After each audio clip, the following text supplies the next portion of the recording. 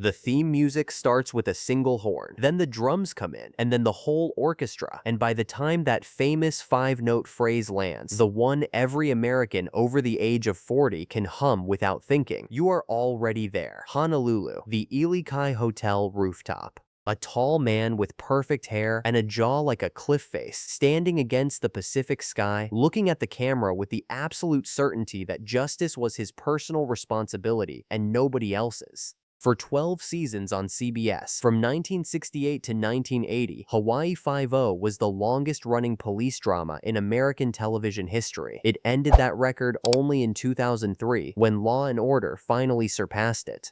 The catchphrase it gave the language, "Bookum Danno," is still in use today, still landing with the same authority it had the first time, in the mouth of a man who has been gone for nearly 30 years. Today, of the original principal cast, none remain. The last surviving lead died in 2010. This is where they all ended up. Number 1 is Jack Lord, who played Detective Steve McGarrett for all 12 seasons, and who was, in the opinion of almost everyone who worked with him, the most demanding, most controlling, most difficult, and most extraordinary presence in the history of CBS crime drama.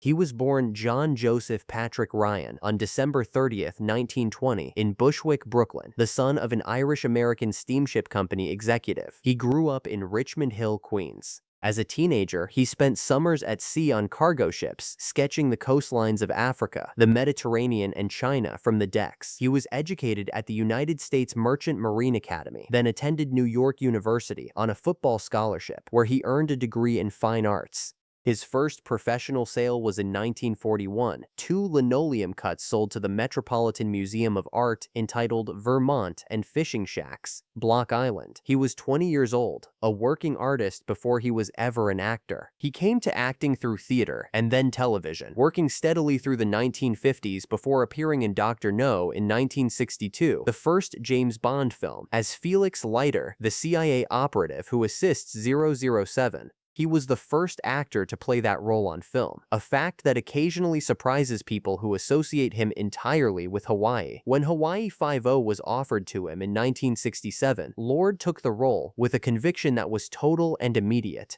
He told TV Guide in 1971 that he intended to make Hawaii his home and that they would have to carry him out. He meant it. What most viewers never knew is how completely Jack Lord became Steve McGarrett, not in the Hollywood sense of losing himself in a character, but in the practical daily sense of running the show as if the fictional Five-0 unit were a real command he was personally responsible for. When series creator Leonard Freeman died in 1974, Lord became executive producer and took on partial ownership of the show, paying obsessive attention to every detail of every episode. He demanded script approvals, casting approvals, and final cut. He battled with network executives constantly, and usually won. He was by every account terrifying to work with, and also genuinely skilled at every task he took on. He was a director, a producer, a painter, and a photographer. He was not performing the role of a man in command. He was a man in command, playing a man in command, and the screen could feel the difference. After Five-0 ended in 1980, he disappeared from public life almost entirely. His final television appearance was in a failed CBS pilot called M Station Hawaii, filmed in 1979 before the show's last season, which aired in 1980. After that, nothing. He painted.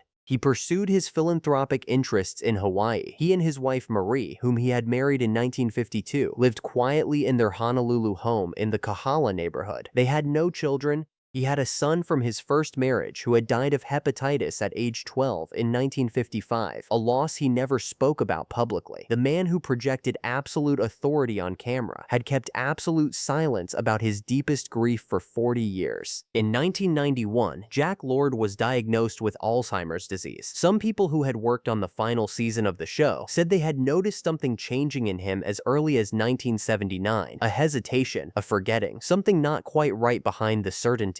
His wife Marie always denied the diagnosis publicly. For 7 years, she took care of him at home, refusing a funeral, refusing public statements, refusing almost everything that the world outside their door wanted. Lord died of congestive heart failure at his Kahala home in Honolulu on January 21, 1998. He was 77. Marie was at his bedside. She released a brief statement and held no public service per his wishes. His estate, valued at approximately $40 million, was left entirely to Hawaiian charities upon Marie's own death in 2005. Not a dollar to Hollywood, not a dollar to the industry that made him, everything to the islands he had promised himself he would never leave. His burial location has not been publicly documented. He is simply in Hawaii, where he said he would be. Number 2 is James MacArthur, who played Detective Danno Williams for 11 seasons, and whose name became, through a single repeated phrase, one of the most recognizable in American television history, without most people knowing anything else about him. He was born James Gordon MacArthur on December 8, 1937 in Los Angeles, and was adopted as an infant by playwright Charles MacArthur, co-author of The Front Page, and actress Helen Hayes, who would become known as the First Lady of the American Theater. He was raised in a house in Nyack, New York, on the bank of the Hudson River, in a home that received John Steinbeck, John Barrymore, Harpo Marx, and the humorist Robert Benchley as regular guests. Lillian Gish was his godmother. He grew up surrounded by people who understood storytelling as a serious craft. He had a sister, Mary, who was the MacArthur's biological daughter, who died of polio at 19 in 1949 when James was 11. That loss reshaped the family. Helen Hayes, who had already won an Academy Award for The Sin of Madeleine Claudette in 1932, went on to win a second Oscar in 1970 and build a career as one of the most admired actresses of the 20th century. James grew up in her shadow, and in the shadow of his playwright father, and the weight of that inheritance was something he carried quietly through his entire career. He came to Hawaii Five-0 after appearing in the Clint Eastwood film Hang 'em High in 1968, a cameo role, a traveling preacher who required only one take. Producer Leonard Freeman remembered that actor when he needed someone for Danno and made the call. MacArthur was originally not Lord's first choice. The producers wanted someone younger, but the test audiences found the first selection too inexperienced. MacArthur, 31 at the time of casting, was exactly right. What he brought to Danny Williams was warmth, reliability, and a boyishness that aged naturally over 11 seasons into something quieter and more weathered. He was the human face next to McGarrett's granite. He was the reason viewers trusted the partnership. What most viewers never knew is that MacArthur left the show in 1979, a year before it ended, because Jack Lord would not give him a private dressing room. He had changed in a prop truck for 11 years. When the request was refused one final time, he left. The show's 12th and final season aired without him. No explanation was offered on screen. McGarrett never mentioned Danno's name again. After the show, MacArthur worked steadily in theater and television. He was an avid golfer and won the 2002 Frank Sinatra Celebrity Invitational Golf Tournament. He married twice, first to actress Joyce Bulifant from 1958 to 1967, and then to Helen Bruton Pye, with whom he had 4 children, and whom he remained with for the rest of his life. He lived in Palm Desert, California, and remained deeply connected to the memory of his parents and to Hawaiian theater, making a cameo in a Honolulu stage production in 2003. In the summer of 2010, negotiations were underway for him to appear in the pilot of the CBS reboot of Hawaii Five-0. He died before filming began. James MacArthur died on October 28, 2010, in Jacksonville, Florida, of natural causes. He was 72. The specific cause of death was not publicly disclosed by his family. He had been the last surviving lead of the original series. When the CBS reboot aired its November 1st episode that year, the producers placed a brief tribute before the opening. His family held services in Nyack, Palm Desert, and Honolulu, the 3 places that had mattered most. The boy raised by Helen Hayes and Charles MacArthur, who became famous for 11 words spoken at the end of a police procedural, was the last light out in the original Dodge City that was Honolulu. Book 'em, Danno. It meant something every time. But before we reach the next departure, there is something important to understand about this show and the place that made it.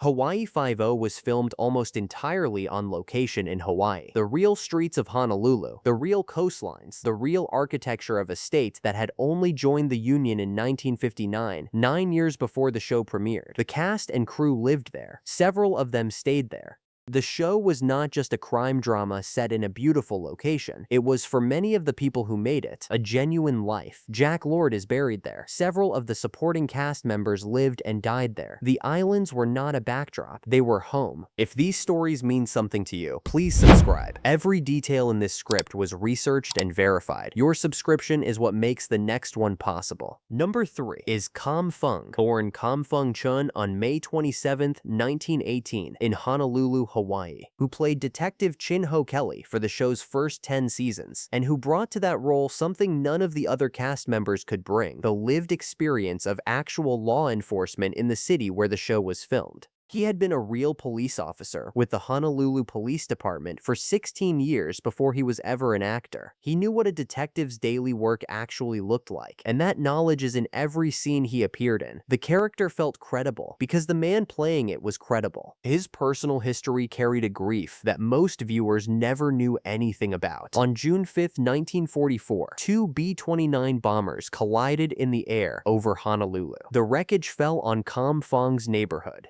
His wife Esther, his 4-year-old daughter Marilyn, and his 2-year-old son Donald were all killed in the same moment. He was 25 years old. He lost his entire family in an afternoon. He joined the police force that same year, a fact that takes on a different meaning once you know what came before it. He remarried in 1949 to Gladys Lindo, and they had 4 children together and were married for more than 50 years. He built a second life with the same patience and steadiness he brought to the police work and then to the screen work. After 5-0, he appeared in Magnum P.I. and reprised the role of Chin Ho Kelly, who had been killed off in season 10 in the on-aired 1997 revival pilot. He was essentially retired by then, but he showed up for the show that had given him his second career. Kam Fong died of lung cancer on October 18, 2002 in Honolulu at age 84. His wife Gladys survived him. He is buried in Hawaii, the only home he ever had and the only one he ever wanted. Number 4 is Zulu, born Gilbert Francis Lanny Damien Kauhi on March 8, 1937 in Honolulu, who played Kono Kalakaua, the big, quiet muscle of the 5-0 unit, for the first 4 seasons before becoming one of the few people in the show's history to be fired for saying something true. He was descended from Hawaiian royalty, a fact that gave him a particular dignity on screen that the writers occasionally wrote against, and that he consistently maintained anyway. When he complained publicly that his character's portrayal amounted to a yes boss, no boss stereotype that was both racially reductive and beneath his abilities, the show's executives responded by firing him. James MacArthur, who considered him a close colleague, later said that Zulu had helped the entire cast learn to pronounce Hawaiian words correctly, and that his loss from the production was one of the show's quieter injuries. After Hawaii 5-0, he built a career as a singer, comedian, and entertainer in Honolulu's nightclub circuit, performing for decades for local audiences and tourists alike. He reprised Kono in the 1997 unaired pilot. He remained a beloved figure in Hawaiian entertainment until his health declined. Zulu died of complications from diabetes in 2004 at age 66. Per his wishes, his ashes were scattered off Waikiki, returned to the water that had always been home. Number 5 is Richard Denning, born Louis Albert Heinrich Denninger Jr. on March 27, 1914 in Poughkeepsie, New York, who played Governor Paul Jameson, McGarrett's civilian superior, the man who gave the 5-0 unit its authority and its cover for all 12 seasons, doing so almost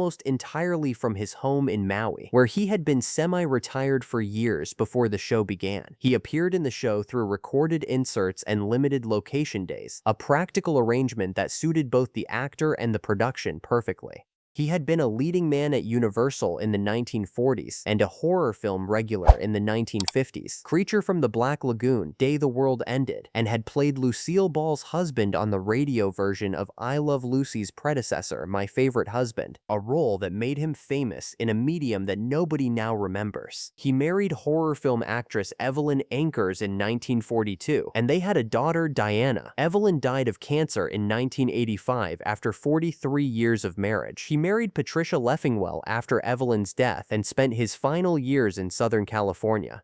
Richard Denning died of a heart attack at age 84 in 1998 while visiting relatives 9 months after Jack Lord died of congestive heart failure in Honolulu. Governor Jameson and Detective McGarrett gone within the same calendar year. The lights in Honolulu have been going out one by one since 1998. Jack Lord went first, in January, in the house he had promised never to leave. Richard Denning followed 9 months later on the mainland. Zulu went in 2004, his ashes scattered off the beach where he had performed for 30 years. Kam Fong went in 2002, the man who had lost everything in 1944 and rebuilt it all from the same ground. And James MacArthur, the last face from the original call sheet, the last voice who could have said "Bookum Danno" and meant it from the inside. He went in October 2010 in Florida, quietly, leaving the CBS reboot to premiere without him the following week. None of them are left. The longest-running police drama in the history of American television has no survivors. The show ran 284 episodes across 12 seasons. It defined a genre, a catchphrase, a visual language for crime drama, and a way of filming the Pacific that made Hawaii feel like the center of the world for the people who watched it every Friday night. The theme music is still the most recognizable in television history. And the man who stood on that rooftop in 1968 and looked into the camera with complete authority, the man whose estate went entirely to the islands he loved, is simply there, in Honolulu, in a location nobody has made public, which is exactly how he would have wanted it. They ended up scattered across the islands and the mainland, a Brooklyn kid in a Kahala home, the son of Helen Hayes in Jacksonville, a real police officer who lost his family in 1944 and came back to serve his city for the rest of his life. The descendant of Hawaiian royalty whose ashes went back to the water, and a California leading man who built his retirement in Maui and played a governor without ever quite leaving the island. The horn starts, and then the drums, and then the whole orchestra, and they are all there, every one of them, standing at their marks. If these stories meant something to you, leave a comment below. I read every reply.